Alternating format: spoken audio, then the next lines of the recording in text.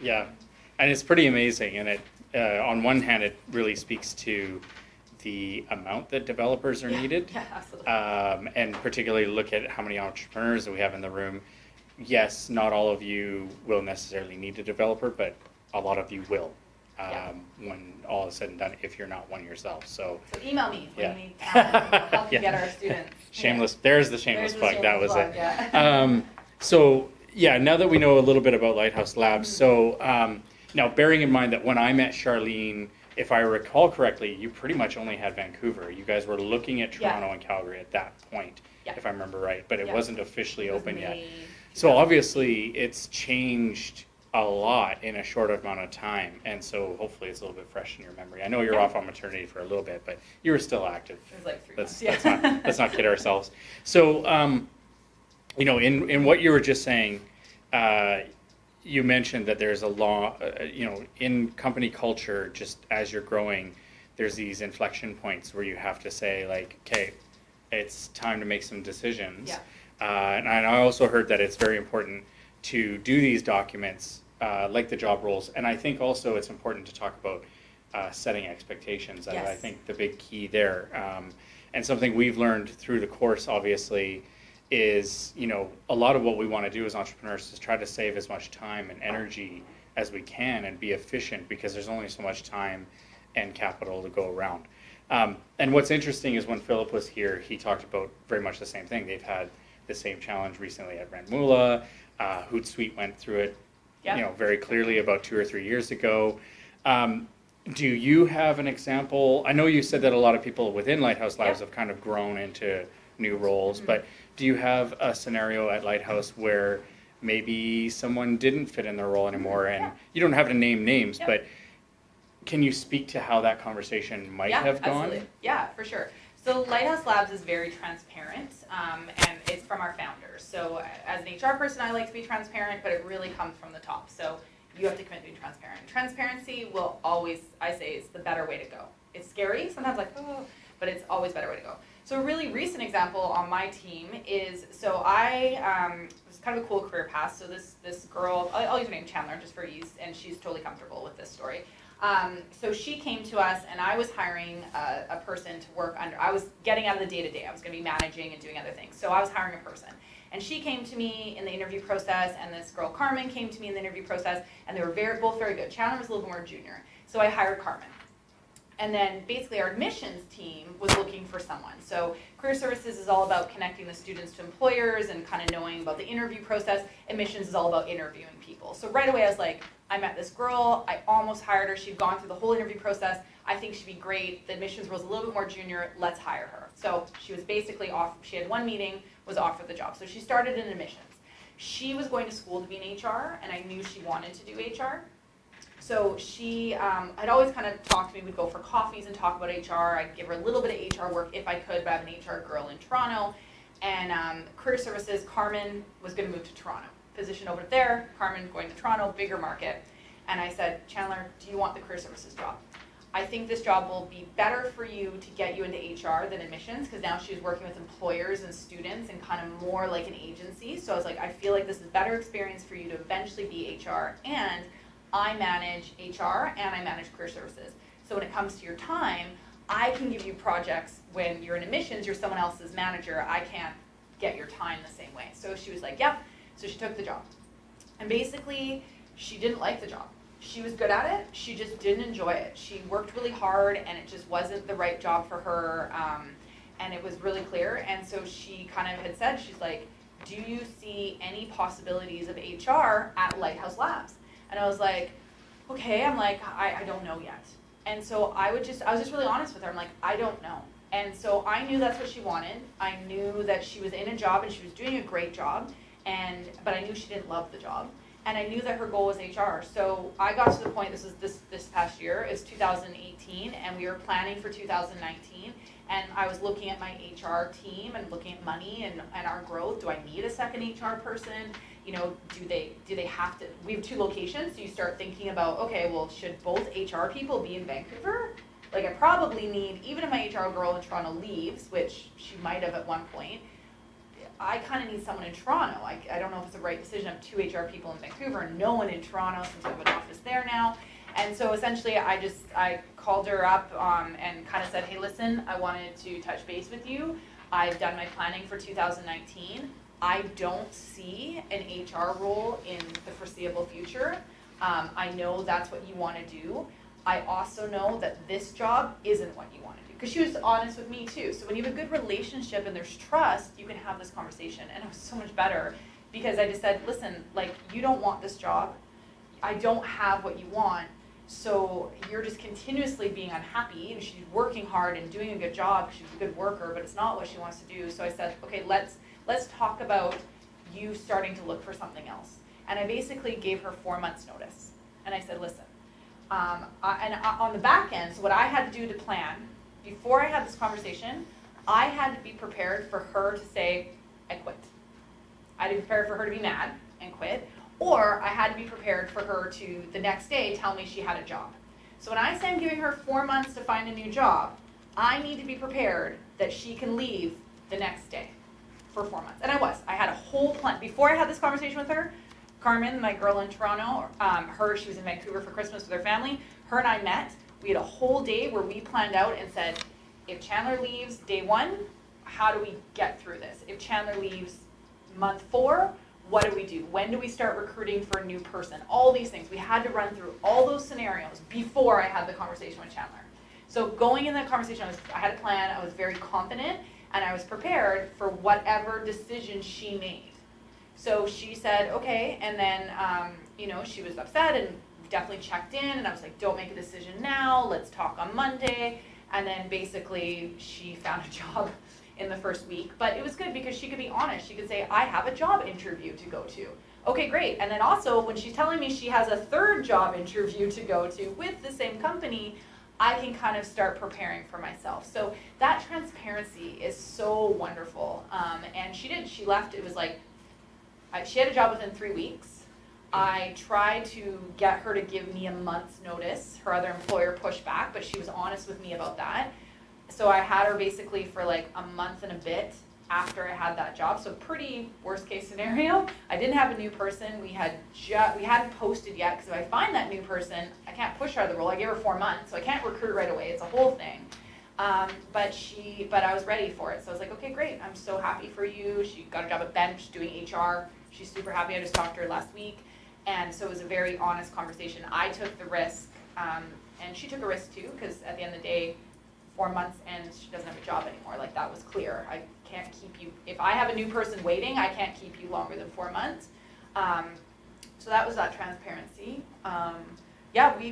This is everything at Lighthouse Labs. Even my career, I started at 4 days a week because the company was a startup and they couldn't afford to pay me for 5 days a week, what I wanted to make. So I said, okay, give me 4 days a week, I'll go make consulting money on the side, and that's fine, give me my time. And then, things got on, and I'm doing more and more work. I'm finding it harder and harder to do 4 days a week. It's getting annoying. I just want to focus on one thing. And I had a conversation with my boss, and he had the same conversation with me. It just said, we're not ready yet. I'm like, hey, can you commit to me to 5 days? What are we looking at in October, in May? Like, what is it? What needs to happen before 5 days a week? You can bring me on. Like, is it a financial thing? Is it a growth thing? And we just had these really honest conversations. And I was uncomfortable because I wanted 5 days a week. And then I'm like, are they ever going to give me 5 days a week? But because we had that trust, again, we're hearing that word trust, and transparency, I just felt that he would be honest with me.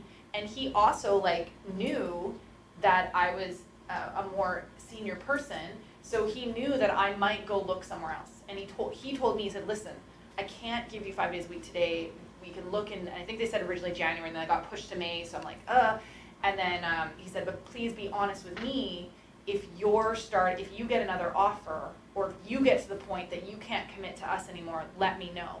And I know he said that because if I had another offer, if I said, I'm leaving, I'm done, he probably had the same, what do we do, Char leaves tomorrow, but he might have been like, you know what, if we have to, we'll keep her, we'll find the money to keep her, but let's see how long on that side. So those conversations happen in the back too. But at the end of the day, it was still transparent, and eventually, he approached me and was like, 5 days, like how much would it cost? And we just negotiated a salary, and we're good to go. So hopefully this sort of shows you guys, for some of you who are in my class, shows you guys the importance of the preparation for discussions, preparations for meetings, engaging people. Remember we talked about the positivity, celebrating things like success together, That's as opposed to relationship building for that trust. For sure. And so like even the onboarding documentation and the processes and knowing the steps along the way of how to bring a customer on, what happens after that. This is all the same thing that we're talking about. Even internal is like what happens with an employee when they come on. What do they do? What's the expectations, right? Because this kind of stuff can happen, especially with startup life. You're going to have turnover. You're going to have changeover, especially as funding changes, the ups and downs, stresses. So you have to be prepared, and that's where it's great to have these preparations in the first place. And I think Charlyne and I can both say we see all too often entrepreneurs who haven't prepared beforehand, and then they get into the thick of it and just, oh my God, this person's leaving. What do I do? What do they even do here? Yeah. How do I take What's their this email over? password? Yeah, yeah, exactly. They have their own laptop. They're managing, or I've had this before at my agency where somebody left and we forgot to figure out how to manage all of the passwords for all the different social channels that we were managing for all our clients, not just our own. And then we had to somehow get a hold of her afterwards. She left on long-term leave from depression, but we had a really hard time getting a hold of her and we realized, shoot, we probably should have tracked that sooner. So it's really, really important. So I'm glad to hear that. I would say for code, anyone, I'm going to assume, is anyone technical here? Is anyone a software engineer? Okay, perfect. So you're a little bit, okay, good. So you'll hopefully know a little bit more how to do this. You're likely going to find that first person who's just going to code for you. You need to make sure you have access to that code. I know it sounds weird, and you probably don't know what that looks like, and I kind of don't even know what that looks like myself. I just know that you need to make sure you have access to it, and if that person leaves tomorrow, how do you take your code and give it to another software developer? I have absolutely seen that on more than one, and unfortunately, all you can do in those situations is sue. That's all you can do. You can argue and yell on the phone and hopefully give it back, but the only thing you can do, like if you're at the point of like, well, you can't do that. Well, you can, and if you do it, all you can do is involve the legal system, which is very expensive, very timely, and it might not be worth the money to sue them. Therefore, you just have to walk away from all that work and start again. So for knowledge base, it's called a repository. Right. And the popular ones are Bitbucket or GitHub. Are what they're called. So just for those repositories. So thank you for that. Some really quick ones where this is going a lot faster than I thought it was going to. So I talk fast. it's all good. So one of the things that has come up as a question, I can't remember if it was Andres that asked it before, it was somebody, maybe it was Doug, but we had a question in one class about how do you deal with negative critique. So I have a question here that's around, do you have any thoughts about how to deliver positive critique versus negative critique, what that looks like? And then I get a lot of questions sometimes about how often should I do a review with a teammate or an employee, and do you do reviews with co-founders? Yeah. So I mean, I think my rule is give lots of positive feedback. So there's a I'm sure you can find the slide. It's pretty famous where it says behavior, and then positive feedback, behavior continues. Behavior, negative feedback, behavior changes. Right? Behavior, no feedback, question mark. So you want to always be giving feedback because the stuff they're doing well, you want to make sure they know they're doing it well, so they just keep doing it, right? It's kind of like, if anyone's got kids, it's a little bit like your kids. You say, good job for cleaning your room, because you want them to keep cleaning your room, right? And then when you want to give the negative feedback so that they change the behavior. So you really, if you're giving feedback, I would say give more feedback rather than less. When you give lots of positive feedback, it builds that trust. If some people, and it's just a people thing where they don't give feedback. It's kind of like no news is good news. if I'm not saying you're doing a bad job, it means you're doing a good job. Human beings don't work that way. And often just put yourself in the employee's shoes, right? Like we've all had probably good bosses, bad bosses, good companies, bad companies. What did that good company do that made you feel good? So take those. What did that bad company do that made you feel bad? Don't do that when you're the business owner. So I say give lots of positive feedback all the time. People like to know they're doing a good job, so they keep doing that. I really liked the way you did that report. I liked the way you did that. I liked when you did this. That was a great customer call. I love that follow-up email. They'll send that same follow-up email to every customer again. If you go, great follow-up email, the next customer, they may not send any email because maybe they didn't know they're supposed to if it's not in your process or whatever. So you want to always reinforce that. That builds trust, and if they know they're doing a good job, it makes it easier to tell them when you're trying to correct something. Because overall, they feel secure. They know you think you're doing a great job. You think they're doing a good job. You value them. You have a good relationship. You're always saying good job, or I really like that. So then when you have to say, hey, I just noticed that email you sent the customer, I would have changed the tone, or that tone was a little bit harsh, or I would have liked you to be more helpful to find a solution for them. That's way easier for you to deliver and for them to hear, because they heard before how they did a great job emailing customers, and they know overall they're doing a good job. So I would say start off, lots of positive feedback, especially new employees, because they don't know what they're doing. You probably aren't managing them that closely as a startup. Lots of positive feedback, and then there's the shit sandwich. So there's the saying where you say something good. So hey, I think you're doing a really great job. All our customers love you. I did notice, the but, don't say but. I did notice the last little while your CRM hasn't been updated. You missed last month's sales goal. Kind of what happened there?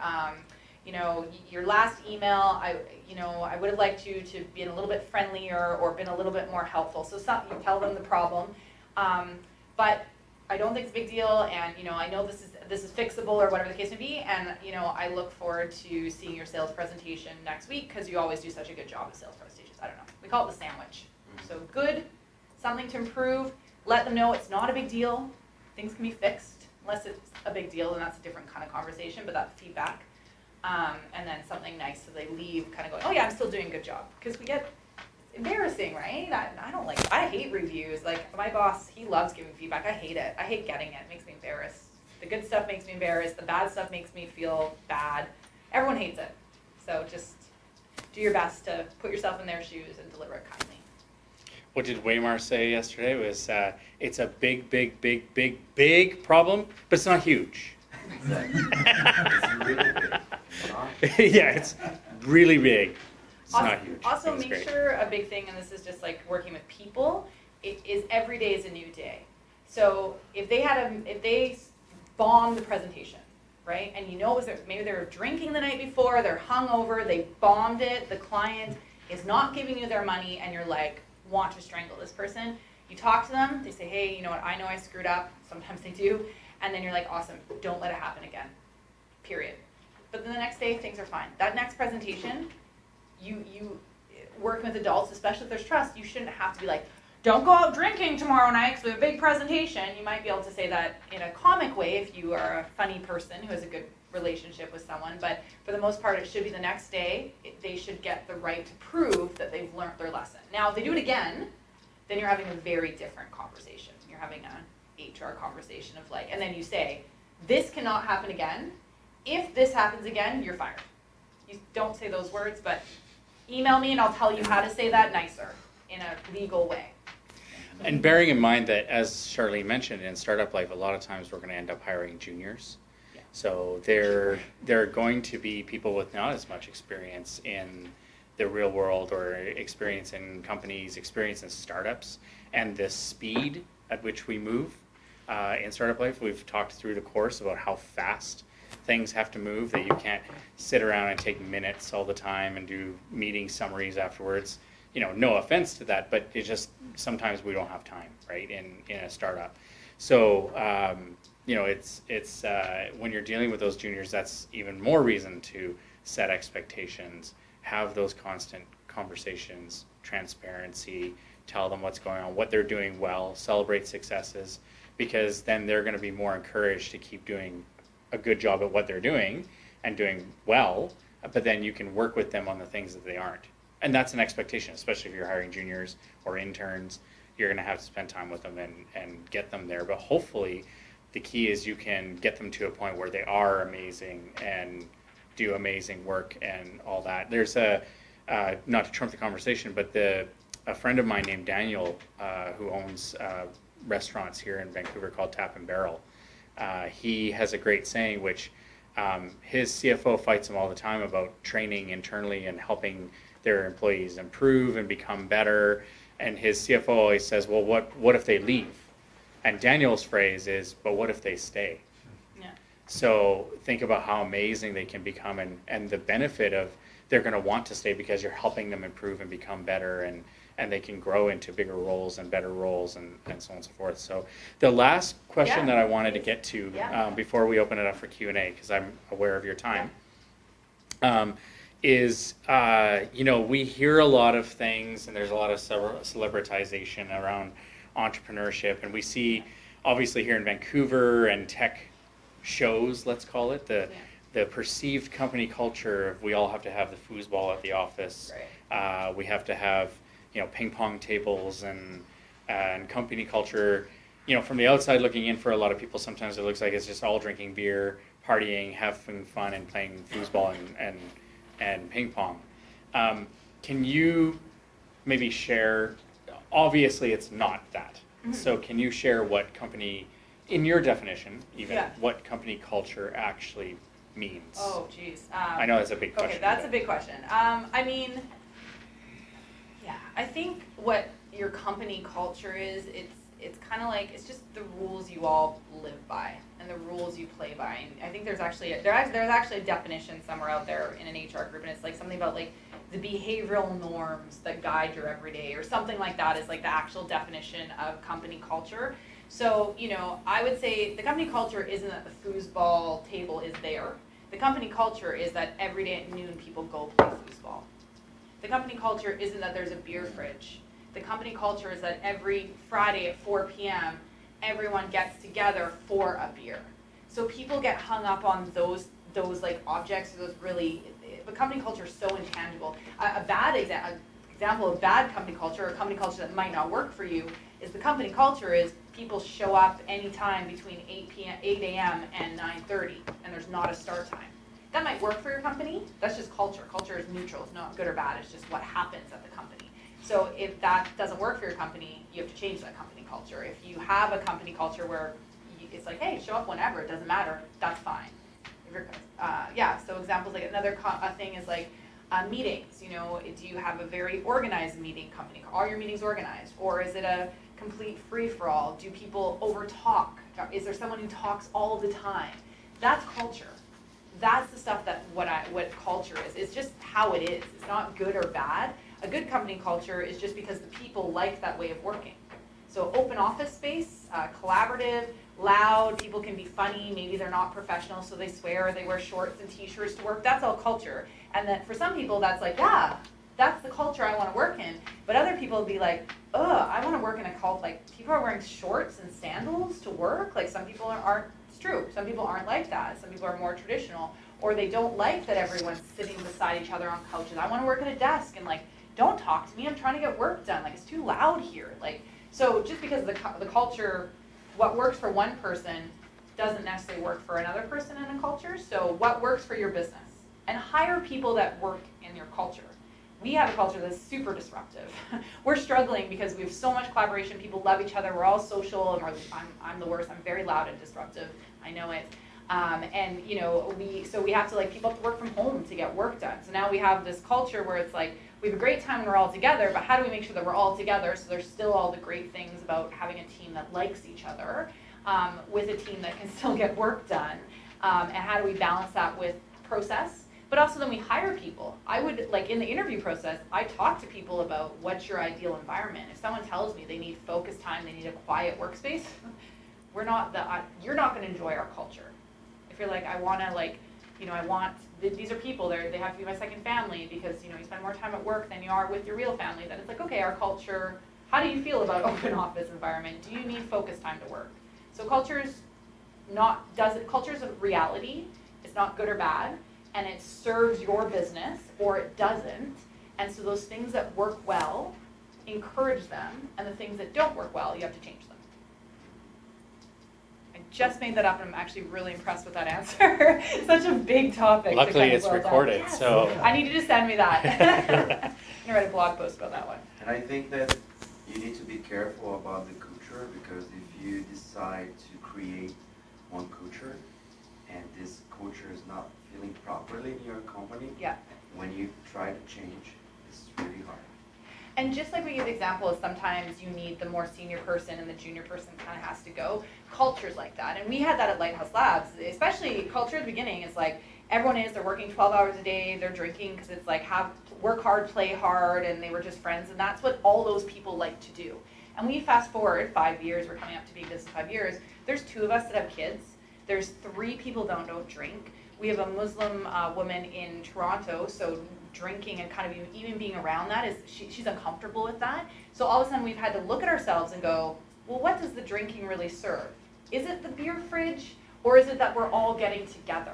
And if the bigger cultural piece is that we all enjoy getting together, it's time to get rid of the beer fridge. And we actually are moving offices, and we actually aren't going to have a beer fridge in the new office. We don't have a problem people bringing in beer. Staff want to bring in beer, or students want to bring in beer when they're working late. But we just decided that our stage of business, we just want to be a little bit more professional. We want to kind of remove that. So we're not going to have a beer. We're not going to put beer in it supplied by us. People can still drink, but now it's not as much part of our culture. We try to do events from 3 to 5 p.m. So social events.